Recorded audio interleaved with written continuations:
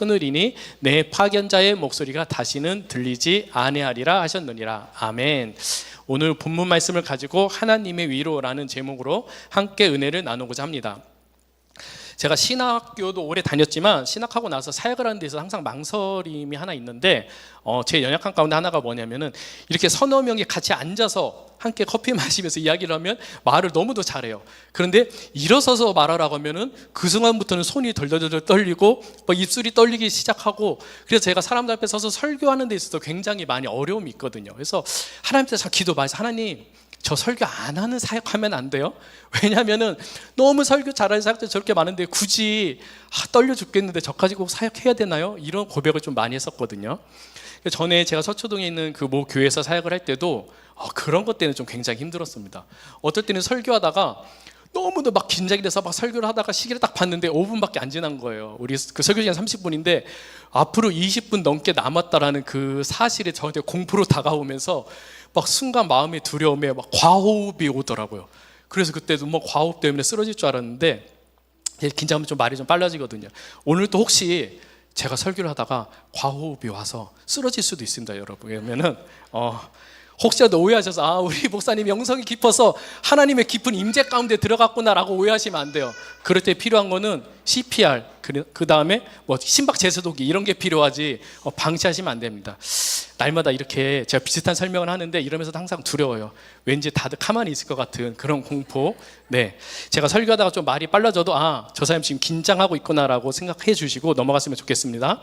자, 오늘 제목은 하나님의 위로인데, 우리가 계속해서 며칠 전부터 이 나음서에 대해서 보고 있습니다. 나음서는 하나님이 세상에 대한 심판에 대해서 이야기하고 계세요. 여러분들, 하나님이 심판에 대해서 이야기하는데 여러분들이 생각하는 심판은 어떤 것인가요? 개인적으로 저희 집에는요, 저는 미드파예요. 미드를 좋아하고 우리 아내는 한국 드라마를 좋아합니다. 근데 저는 사실 한국 드라마를 잘 안 봐요. 왜냐하면 맨날 화만 내. 그렇게 드라마, 어떤 주제든지 한국 드라마는 싸우고 화내고 소리만 지르고 그 감정 소모가 너무나 심해서 그냥 미드를 많이 보는데, 제가 유일하게 한국 드라마를 볼 때는 언제냐면은 거실을 다니다가 아내가 보고 있으면은 길게는 못 보고 한 5분 정도 이렇게 봅니다. 분명히 지난주에 뭘 봤냐면 그 목사님 그 설교하셨던 거 맞아요. 계속 생각해요. 참교육을 보고 있더라고요. 그래서 같이 앉아서 참교육을 좀 봤습니다. 한 5분 정도, 한 이틀 동안 본 것 같아요. 5분 이렇게 보고. 그 다음에 이번 주말에 어제 또 이렇게 지나가는데 아내가 또 드라마를 보고 있어요. 참교육인 줄 알고 같이 앉아서 5분 동안 봤거든요. 왜냐하면 주인공이 똑같은 남주가 거기에도 있는 거예요. 그 소년심판이라는 드라마 혹시 아세요?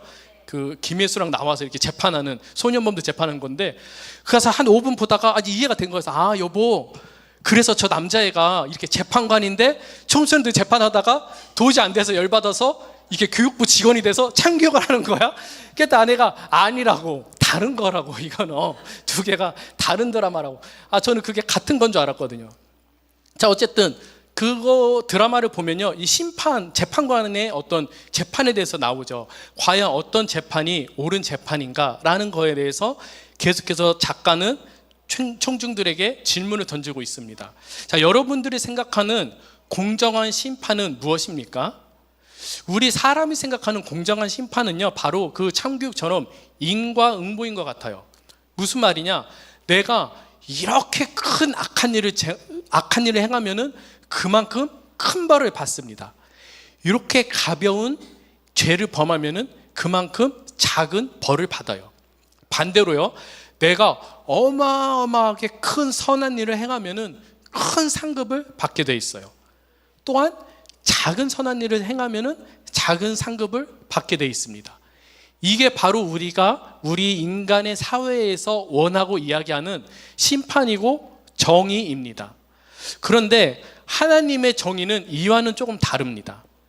하나님의 정의는요, 엄청난 악을 행하는 악인일지라도 하나님의 십자가의 구속의 은혜 가운데 들어오면은 한순간 모든 죄가 씻음받고 생명 가운데로 들어갈 수 있는 게 하나님의 공의예요. 반대로 내가 아무리 세상 가운데서 엄청난 선한 일을 행할지라도 하나님의 십자가의 은혜 가운데 있지 않으면은 사망 가운데 던지움 받는 게 하나님의 공의입니다. 하나님의 공의의 기준은요, 선하냐 악하냐 많으냐 적으냐가 아니라 하나님과 함께 있느냐 그렇지 않느냐예요. 하나님으로부터 죄 가운데 멀리 떠난 자들은 하나님의 공의 가운데 사망 가운데 던지움 받고, 아무리 그 이전에 큰 죄인일지라도 하나님 곁으로 은혜 가운데 들어온 자는 생명 가운데 함께 영원히 상급받을 수 있는 것입니다.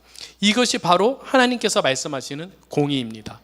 자, 오늘 이 니느웨를 향한 나훔이 하나님의 마음을 전하는데요, 어떤 마음입니까? 세상 가운데 너희는 곧 멸망할 거야 라고 소리 지르고 있습니다. 제가 첫 설교를 맡으면서 목사님께서 전도사님 넷째 주에 첫 설교인데 주제를 전도사님 마음대로 좀 첫 설교니까 좀 편하신 걸로 하셔도 되고 우리는 보통 그 묵상 순서를 따라갑니다. 아, 그래요? 근데 지금 우리가 고린도후서를 하고 있는데 아마 그 순서를 따라갈 겁니다. 고린도후서 괜찮지, 어떤 우리의 하나됨, 교회 나눌 게 참 많거든요. 그러면 저는 그 묵상 순서대로 가겠습니다 이렇게 의기양양 얘기했는데, 갑자기 6월달 거를 봤는데 나훔, 막 심판, 아니 나 이 교회 처음 와서 첫 설교인데 여러분은 막 싹 다 망할 거예요. 그 2장 3장 보면 어마무시한 심판에 대해서 이야기하고 있잖아요. 마음이 조금 불편할 뻔했는데 그래도 감사하게 이 나훔이라는 사람의 이름의 뜻은 우리 목사님께서 그 묵상에서 나눠주신 것처럼 위로하는 자라는 뜻입니다. 그래서 이 성경은요, 심판에 대한 이야기가 아니라 위로에 대한 이야기예요. 자, 여러분 오늘 성경에서 나온 이 아수르 제국은 어떤 제국입니까? 나훔서 2장 12절에 함께 보시면, 숫사자가 그 새끼를 위하여 먹이를 충분히 찢고 그의 암사자들을 위하여 움켜 사냥한 것으로 그 굴을 채웠고 찢은 것으로 그 구멍을 채웠도다. 아수르는요, 스스로 자기들을 사자굴이라고 표현하고 있어요. 내가 모든 것을 찢어버릴 수 있는 그런 야수와 같은 사자라고 표현하고 있습니다. 심지어 내가 찢어놓은 그 먹이들로 내 굴이 가득 찼다라고 표현할 정도로 그때 당시 고대근동에서 이 아수르한 제국의 명성은 굉장하면서도 굉장히 잔인한 나라였어요. 모든 나라가 청동기 국가일 때 이 아수르 제국은 철기 무기를 받아들이면서 각 나라를 손쉽게 정복해서 나아갑니다. 제가 이 설교를 준비하면서 이 역사 공부를 좀 했어요. 사실 이 아수르에 대해서 그렇게 깊이 공부할 일은 많이 없거든요. 우리가 바벨론에 대해서는 좀 공부를 많이 하는데 상대적으로 신학교에서도 공부의 양이 적은 아수르인데, 설교를 준비하면서 이 신학교에서 설명하는 아수르 말고 역사학자들이 말하는 아수르에 대해서 알아봤더니 정말 잔인하고 끔찍한 나라더라고요. 어느 성을 함락하면은 그 성에 함락당한 나라의 백성의 사람들을 산채로 살가죽을 벗겨서 그 살가죽을 그 벽에 붙여버린대요. 그리고 심지어 성 곳곳에 이 장대를 세우고 그 장대에 사람은 산채 그대로 꽂아놓는다라고 합니다. 그러면은요, 여러분 어떤 일이 생기냐면 그 성 가운데 밤새 울부짖고 소리 지르는 사람들의 고통의 소리가 그 성을 가득 메워요. 그뿐만이 아니라 그 나라의 이웃 나라들도 밤새 그 고통의 비명소리를 들어야 되는 것이에요. 자, 이렇게 어마무시한 나라입니다. 그때 당시에 이 니느웨는 이 아수르 제국의 수도였는데 난공불락의 성을 가졌다고 해요. 실질적으로 수십 미터의 성벽의 높이에 그 벽의 폭이 얼마나 넓은지 마차 세대가 동시에 다닐 수 있는 폭이었다고 합니다. 아무리 투석기로 깨어보려고 해도 도저히 깰 수가 없어요. 성 주변에는 물줄기가 있고요. 어떻게 해서 그 성벽을 넘었다라고 해도 2차 성벽이 또 있어요. 그러니까 난공불락이기 때문에 그 어떤 나라도 니느웨 성을 감히 쳐들어갈 거라고 시도조차 하지 않습니다. 자, 이 어마무시한 아수르가 어떻게 했습니까? 북이스라엘과 남유다로 분열되어 있는 이 이스라엘 민족 가운데 쳐들어와서 북이스라엘을 정복해버려요. 정복해버리는 뿐만 아니라 그 나라의 민족성을 없애버리기 위해서 그 북이스라엘 사람들을 뿔뿔이 이방 나라로 강제 이민을 시켜버립니다. 또한 각 이방 나라의 사람들을 그 북이스라엘로 이민을 시켜서 서로 혼합되고 혼용되게 만들어요. 무슨 말이냐? 그 나라의 모든 민족성, 정체성, 종교를 없애버린다는 것이죠. 자, 이스라엘 백성들은요, 평생 우리는 선택받은 하나님의 백성이라는 이 자부심이 그들의 모든 정체성의 전부예요. 그것만으로 지금도 살아가고 있는 게 유대인들 아닙니까? 그런 자들의 민족성과 종교를 뿔뿔이 없애버리는 이 아수르야말로 아직 정복되지 않은 남유다 입장에 봤을 때 엄청난 공포의 대상이었을 거예요. 사랑하는 형제는 자매는 여러분, 여러분들의 삶 가운데는 이런 아수르 제국 같은 니느웨 성벽 같은 영역들이 있지 않습니까? 어느 가정에는 재정의 문제요, 어느 가정에는 질병의 문제, 어느 가정에는 나의 원 부모와의 관계의 문제, 내 자녀와의 관계의 문제, 또 사회생활 가운데 여러 가지 관계의 문제들입니다. 제가 청년 때 우리 외할아버지가 소천하시기 전에 병간호를 병원에서 오래 했었습니다. 그때 병간호를 오래 해보니까요, 이 아픈 사람의 마음과 간호한 사람들의 마음을 조금 알겠더라고요. 하루하루 마음이 널뛰기를 해요. 무슨 말이냐, 오늘보다 내일 뭔가 조금 안 좋아졌다라고 하는 의사 선생님의 말씀을 들으면요, 내 마음이 한없이 녹아버려요. 아무런 힘도 안 나고요. 할아버지 그 시트랑 이런 거를 치우고 하면서도요, 정말 마음이 녹아서 마음에 그 웃음이 전혀 없습니다. 기쁨이 전혀 없어요. 근데 반대로 오늘 어제보다 밥을 2숟가락만 더 드셔도 얼마나 마음이 기쁜지, 와, 우리 할아버지 이렇게 하시면 곧 있으면 우리 같이 고향에 내려갈 수도 있겠다라는 막 소망이 생기기 때문에 정말 또 마음이 기뻐요. 자, 집에 아픈 사람이 있으면 온 가족이 마음이 이렇게 됩니다. 작은 일에도 마음이 한없이 녹아져 버리고, 작은 일에도 마음이 조금 기뻐지고, 이렇게 요동쳐요. 우리 가정 가운데 나나 내 가족에 누가 아픈 사람이 있으면요, 우리가 그것이 얼마나 이렇게 두려운 아수르와 같은 영역입니까? 재정의 영역은 또 어떻습니까? 여러분, 우리가 재정 가운데 두려워한다는 것은 그 어떤 빚이나 부채가 내가 책임질 수 없을 정도로 어마무시하게 그렇게 큰 부채일 때만 공포가 오는 게 아니에요. 실제로 여러분들 예를 들어 볼게요. 나한테 3천만 원의 부채가 있어요. 솔직히 요즘 세상에서 이 3천만 원은요, 내 목숨을 앗아갈 정도의 그렇게 어마어마한 돈은 아니에요. 물론 큰 돈이긴 하죠. 그런데 며칠 후에 그 부채를 갚아야 되는 상환 날짜가 다가와요. 그런데 나한테는 그 돈을 만들어낼 수 있는 능력이 지금 없어요. 주변에 아무리 손을 벌려봐도 아무도 나한테 도움을 못 주는 상황밖에 없습니다. 상황 가운데 있습니다. 그럴 때 그 하루하루의 시간을 바라보고 있는 나의 마음은요, 공포 그 자체예요. 도저히 내가 이겨낼 수 없을 것 같은 마음이죠. 저희가 예전에 제가 30대 초반에 운영하던 기업이 큰 부도를 맞습니다. 그때 집에 어떤 일이 벌어지냐면은 나라에서 집을 좀 이렇게 이쁘게 꾸며주는 사역들을 해요. 여러분들 잘 모르셨죠? 한 번도 그런 거 안 해보셨죠? 여러분들 그 다이어리 꾸미기 아세요? 다꾸라고. 그 아이들이 다이어리에다 스티커 막 붙여서 꾸미잖아요. 또 폴드꾸라고 해서 폰에도 막 스티커 이쁜 거 붙이고 꾸미는데, 나라에서도 가꾸라고 해서 가전제품을 꾸미는 그런 사역들을 합니다. 그래서 정부 법원 사람들이 우리 집에 다 와서 모든 가전제품에 빨간 압류 스티커를 죄다 붙여버려요. 그래서 아침에 눈 뜨면은 온 사방이 붉은색밖에 없어요. 그런데 이게 그냥 붙어있는 게 아니라 날짜가 다 되면은 어떻게 하는지 아세요? 집에 그 경매꾼들이 와서 그 집 거실에서 경매를 해요. 막 아저씨들이 막 잠바 입고 추리닝 입고 막 이렇게 슬리퍼 끌고 와서 4명 5명이 앉아가지고 그 자리에서 경매를 해서 가져가는데, 그 경매하는 분 중에 한 분이 좀 요청을 하셔서 그때 당시 돈으로 150만 원만 있으면은 이 살림살이를 지킬 수 있는 환경이었어요. 사실 그때 결혼한 지가 1년이 막 됐을 땐가, 그래서 아내가 힘들게 혼수해온 거잖아요. 사실 남편으로서, 가장으로서 이것을 지키지 못하는 심정이 정말 애가 닳더라고요. 그런데 어떻게 해도 그 150만 원이 우리 가정 가운데 없는 거예요.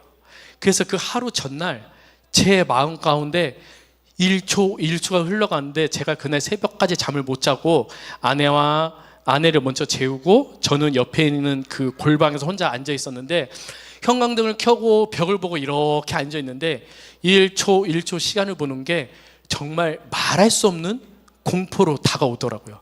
왜냐하면 내가 어떻게 할 수가 없잖아요. 이렇게 그 돈의 크기를 떠나서 때로는 재정의 문제가 우리의 삶 가운데 이 아수르와 같이 절대 깨트릴 수 없는 니느웨 같이 다가올 때가 있습니다. 관계의 문제는 또 어떻습니까? 제가 그 보아스라는 회사를 설립해서 비즈 선교 사업을 시작을 했는데, 우리 귀한 청년들이 많이 왔지만 그 목사님들께서 추천하시는 청년들이 많이 와요. 어떤 추천이냐면은 상담을 하다가 도저히 안 돼가지고, 야 중민아, 너가 좀 여의도에 좀 넘어와서 이 친구 좀 만나봐라. 뭐 보통은 자살 시도를 몇 번 하거나, 아니면 멀리 해외에서 생활을 하는데 우울증에 걸려서 부모님이 한국에 들어오라고 간절히 중보하고 있거나, 이제 그런 친구들이 많이들 옵니다. 어떤 친구는 나이가 30대 중반이 됐도록 한 번도 회사라는 곳에 출근이라는 걸 해본 적이 없고, 한 번도 12시 전에 집 밖을 나가본 적이 없는 친구들, 그렇게 삶이 무너지고 관계가 무너진 친구들이 많이들 와요. 그 친구들과 같이 아침 정원으로 예배드리고 교제하고 생활을 하다 보면서, 야, 이 관계의 문제가 얼마나 얘네들을 공포 가운데 몰아넣는가. 내가 보니 이 친구들의 문제는요, 관계로 인한 불편함이 아니라 관계로 인한 불편함 때문에 내가 그 불편함이라는 존재 자체를 두려워하는 마음이더라고요. 또 저 사람이 나를 싫어할 텐데, 내가 간신히 새로운 구역에 들어가서 구역원들을 만났는데 저 구역원들이 또 나를 싫어할 텐데 어떡하지? 라는 그런 공포가 그들 가운데 뿌리 깊이 있는 것을 제가 보게 되었습니다. 사랑하는 형제님 자매님 여러분, 우리 가운데 이런 모든 자들은 다 공포가 있고 넘을 수 없을 것 같은 벽들이 있습니다.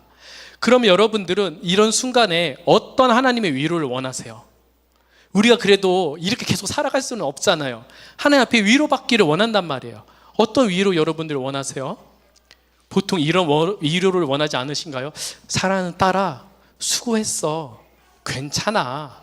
그 정도만 해도 너 잘한 거야. 그리고 힘내. 화이팅.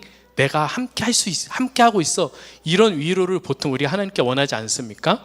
자, 그런데 오늘 나음을 통해서 하나님은 그거와는 차원이 다른 위로를 하고 계십니다. 나음서 2장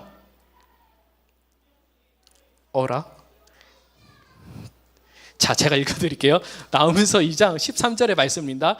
만군의 여호와의 말씀에 내가 내 대적이 되어 내 병거를 불살라 연기가 되게 하고 내 젊은 사자들을 칼로 멸할 것이며. 아멘. 하나님께서 선포하고 계신 건 뭐냐면요, 내가 이제부터 이 적의 대적이 되겠다는 거예요. 단순히 내가 어떤 싸움을 하는데 내 옆에서 응원해주고 혹은 나한테 힘을 보태주고 나와 함께 싸워주고 이런 차원의 문제가 아니에요. 이게 어떤 거냐면은 골목에서 꼬마들끼리 둘이 싸우고 있는데 갑자기 마동석이 나타나서 그 중에 한 명의 꼬마한테 너 내 뒤로 숨어, 내가 대신해서 싸워줄게. 이런 차원의 문제입니다. 하나님이 원하시는 위로는요, 모든 문제 가운데 우리가 뒤로 나오고 하나님께서 그 전쟁 앞에 섬으로 말미암아 그 모든 문제와 성벽을 하나님이 직접 깨뜨리시는 거예요. 하나님의 위로는 이렇게 차원이 다릅니다. 여러분들, 이 적군의 입장에서 얼마나 소름 돋는 선포입니까? 저 만군의 여호와, 오늘 우리가 위대하신 하나님을 찬양하고 경배하지 않았습니까? 그 만군의 여호와 위대하신 하나님께서 대신해서 싸우시겠다라는 이 선포는요, 적군에게는 세상이 무너지는 엄청난 공포이며, 반대로 억압받던 유다 백성에게는 가장 완전하게 모든 것을 한 번에 해결하는 대역전극의 위로의 선포이며 말씀이십니다. 사랑하는 형제는 자매는 여러분, 여러분들의 삶 가운데 이런 하나님의 선포와 하나님의 역사가 있기를 간절히 소망합니다. 우리의 신앙이 때로는 성숙했다는 이유만으로 하나님의 위로를 터부시하는 경우가 있습니다. 내가 괜찮아, 이겨낼 수 있어, 감사해, 이 정도도 나는 감사해, 이렇게 생각하는 경우가 있는데, 여러분들 명심하십시오. 하나님의 역사하신가, 우리 삶의 감사함은, 이것은 반드시 공존해야 합니다. 무슨 말이냐? 우리가 우리 삶에 주어진 모든 영역에 감사는 하지만 그 모든 문제들을 한 번에 뒤바꿀 하나님의 놀라운 권능의 역사는 사모하지 않으면 안 되는 것입니다. 반대로 우리가 모든 상황을 한 번에 역전시켜 하나님의 그 놀라운 역사를 사모하면서 우리에게 주어지는 환경에 대한 감사함이 없으면 안 되는 것이에요. 우리의 신앙의 균형은 우리가 예수님과 동행함으로 말미암아 우리 삶에 주어진 모든 것들에 대해서 감사함은 물론이거니와 그 모든 문제들을 한 번에 이겨내실 하나님의 놀라운 능력 또한 우리가 사모하면서 설레이는 마음으로 기다려야 할 것입니다. 제가 뒤늦은 나이에 예수님을 만나고 사업이 망하고 너무나 즐겁게 노는 시간이 몇 년 있었습니다. 그러고 나서 다시 직장 생활을 시작을 했어요. 그 회사는 어느 곳이었냐면은 세상에 그 가운데 예수 믿는 자가 한 명도 없어요. 심지어 주일에 일을 하는 회사였어요. 가기도 싫었어요. 저는. 왜냐하면 월급도 정말 쥐꼬리만큼 주거든요. 근데 누군가 권면을 했단 말이에요. 정말 내가 갈 이유가 전혀 없어요. 왜냐하면 최저임금도 안 되는 월급을 받는데 주일에 일을 해야 되는데 굳이 갈 필요가 없잖아요. 하나님 앞에 기도했습니다. 하나님, 당연히 안 가죠. 그런데 하나님이 청정병력과 같이 가라는 마음을 주시는 거예요. 3번, 4번 확인했는데 계속 가라는 마음을 주시는 거예요. 그래서 기도원에 올라가서 5일 동안 금식하고 기도하고 또 며칠 쉬고 또 5일간 금식하고 기도하고 계속 기도하는데 가라는 마음 주셔서 억지로 갔습니다. 갔더니 역시나 예수 믿지 않은 그 모든 자들이 저한테 항상 하는 얘기가 무슨 말을 했냐면은, 야야야, 김 팀장, 너 그렇게 주일 다 지키고 교회 다니고 너 그렇게 어떻게 돈 벌어? 너 그렇게 하고 어떻게 살아? 항상 저한테 그렇게 얘기했거든요. 그때 제가 항상 뭐라고 했냐면은, 아니 그러는 당신들은 어떻게 그렇게 고생하고 사세요?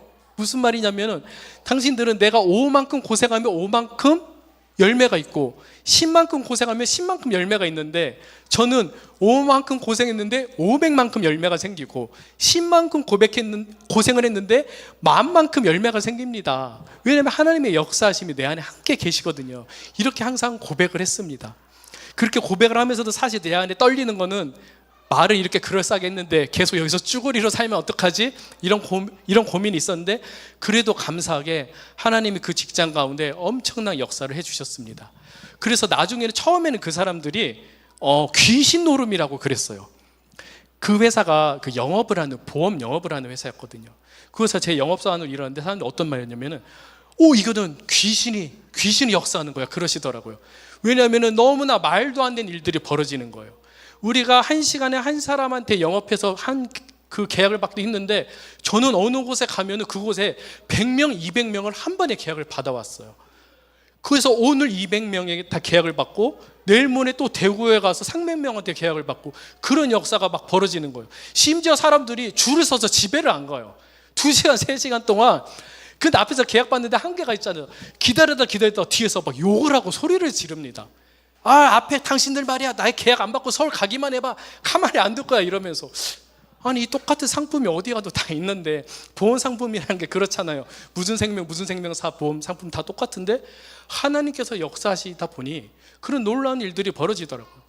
그러다 보니까 예수 믿지 않는 그분들조차도 나중에는, 하나님이라는 존재가 정말 있구나 라고 고백하시게 되고, 그래서 우리 신우 예배가 나중에는 점차 부흥하는 놀라운 경험을 했습니다. 여러분들, 나이가 50 먹은 중년의 남성들이요, 평생 교회 다니지 않다가 예배 자리에 혼자 스스로 나오기가 쉬운 일이 아니거든요. 제가 신우 예배를 만들어 봤더니 같은 건물에 입주되어 있는 많은 회사 사람들이, 특별히 40대 50대 남성분들이 신우 예배 스스로 점심 식사를 포기하면서 막 오시는 거예요. 제가 거기서 하나님의 놀라운 역사들을 많이 지켜봤습니다. 그 중에서 어떤 분은요, 자기가 평생 불자였다고 울면서 고백하시는 분도 제가 봤습니다.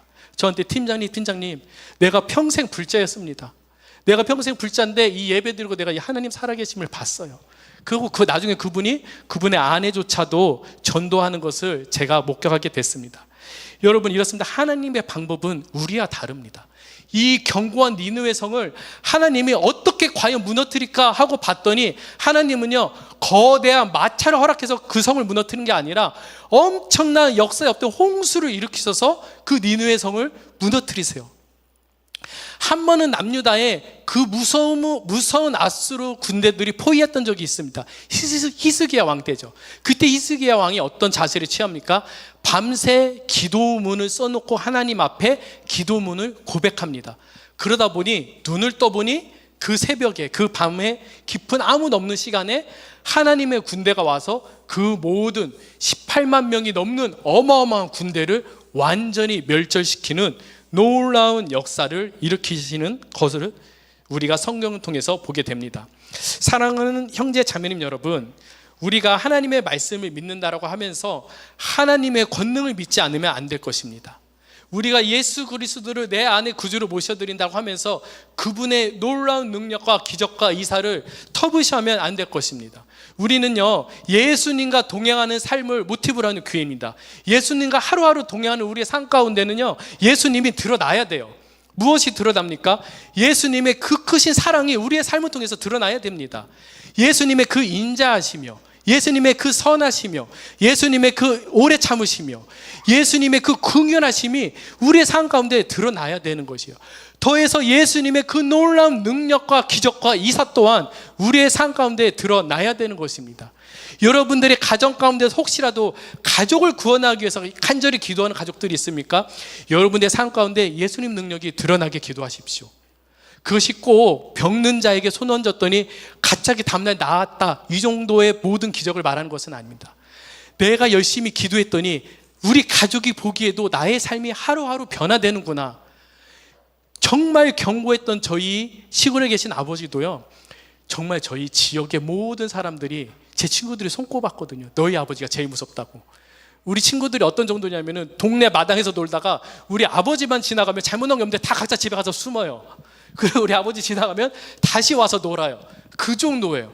어마무시한 정말 그 동네 아수라 이러면, 죄송합니다. 네. 입술에 부정한 것을 담으면 안 되죠. 정말 그 동네 정말 무서우신 분이었거든요. 네, 이 아버지가 과연 전도될 수 있을까? 그런데 신혼 초에 하나님께서 저한테 감동을 주셨어요. 너의 가족을 내가 다 구원할 거라 하나님이 깊은 감동을 주셨습니다. 그때는 저와 저희 어머니만 교회 다닐 때였거든요. 그래서 그 약속을 붙잡고 제가 열심히 기도했어요. 그런데 놀라운 거는 그 뒤로 한 명 한 명 전도가 되는 거예요. 처음에 우리 누나가 결혼해서 많은 좀 심적인 어려움들이 있었는데, 제 유튜브 설교니까 다 말할 수는 없어요. 아무튼 심적인 어려움들이 있었는데 하나님께 의지함으로써 주님 앞에 전도돼서 돌아왔습니다. 또한 우리 아버지가 그 경고했던 그 누구보다 제일 나중에 전도될 거라 저는 생각을 했는데, 그 모든 형이나 누구보다도 더 열심히 지금 전도가 되어서 스스로 교회를 나오셨어요. 제가 데리고 교회 간 게 아니라 어느 날 전화 왔더라고요. 아들, 내가 이번 주부터 교회 다니기로 했어. 이렇게 전화 오셨더라고요. 그거 지난번에 성경 필사 또 하셨대요. 여러분들의 삶 가운데 예수님의 권능이 드러나시기를 간절히 축원합니다. 여러분들의 삶 가운데 작은 예수님이 드러나셔서 여러분들의 가족이 여러분들을 통해서 예수 그리스도의 살아계심을 보고 모든 한 사람 한 사람이 주님께로 돌아오는 그날을 여러분들 소망하십시오. 예수님의 그 능력을 의심하지 마십시오. 다만 때가 우리의 때와 하나님의 때가 다를 뿐입니다. 저는 하나님한테 그 약속을 받은 지가 벌써 15년이 넘었어요. 아직 온전히 이루어지진 않았지만 저는 확신하고 있습니다. 저희 아버지와 누님이 하나님께로 돌아온 것도 그 이후부터 10년이 지난 이후의 일이에요. 여러분들 믿음을 놓지 마십시오. 하나님의 역사에 대한 여러분들이 믿음을 놓지 않으면 하나님은 반드시 역사하십니다. 사랑하는 형제님 자매님 여러분, 성경은요, 모든 창세기부터 요한계시록까지 모든 성경을 통해서 하나님의 놀라운 역전의 이야기들을 하고 계십니다. 어둠에 있던 자들이, 연약했던 자들이 하나님이 들어쓰심으로써 놀라운 하나님의 역사들이 일어나요. 그 모든 역사의 하이라이트는 뭐죠? 하나님의 예수 그리스도의 그 십자가의 구속사역 아닙니까? 우리 모든 인류가 다 죄인일 수밖에 없는 이 땅 가운데 하나님께서 예수 그리스도라는 육신으로 오셔서 십자가에 못 박힘으로 말미암아 한 방에 모든 자들을 구원에 이르게 하시는 이 사건이야말로 엄청난 역전의 스토리 아닙니까? 예수 믿는다라고 하면서 그 성경 안에 있는 예수님의 이 역전의 스토리를 우리가 왜 우리 삶 가운데 가져오지를 못하고 계십니까? 사랑하는 형제님 자매님 여러분, 오늘 이 나음을 통해서 예수님이 말씀하시는 것처럼 이제부터는 모든 상황이 역전될 거야. 내가 대신해서 싸울 것이고 이 모든 전쟁은 내가 승리할 거야. 이 모든 벽은 내가 무너뜨릴 거야 라고 고백하신 하나님의 이 선포가 오늘날 이 시간 여러분 가운데도 동일하게 있기를 간절히 소망합니다. 하나님은 시간을 관통하시는 분이십니다. 2000년 전에 있었던 예수 그리스도의 십자가의 사건이 지금 이 시간 우리에게 동일한 능력을 발휘합니다. 마찬가지로 수천 년 전에 있었던 이 나음을 통한 하나님의 이 선포와 역사가 이 시간을 살아가는 우리 한 사람 한 사람에게도 동일하게 역사되는 것입니다. 옛 이야기가 아니라 살아 숨쉬고 시퍼렇게 움직이며 요동하시며 생동하시며 우리 한 사람한테 삶을 변화시키는 그 역사로 오신다는 것입니다. 하나님의 능력과 역사하심을 믿는 저와 여러분 되기를 간절히 소망합니다. 이 시간 우리가 함께 기도했으면 좋겠습니다. 먼저 기도하실 때 여러분들이 가지고 있는 모든 공포와 문제 가운데서 벗어나기를 결단했으면 좋겠어요. 모든 문제의 해결의 시작은요, 내가 그것을 해결하고자 하는 나의 결단과 한 걸음 나아가는 나의 결심 가운데 있습니다.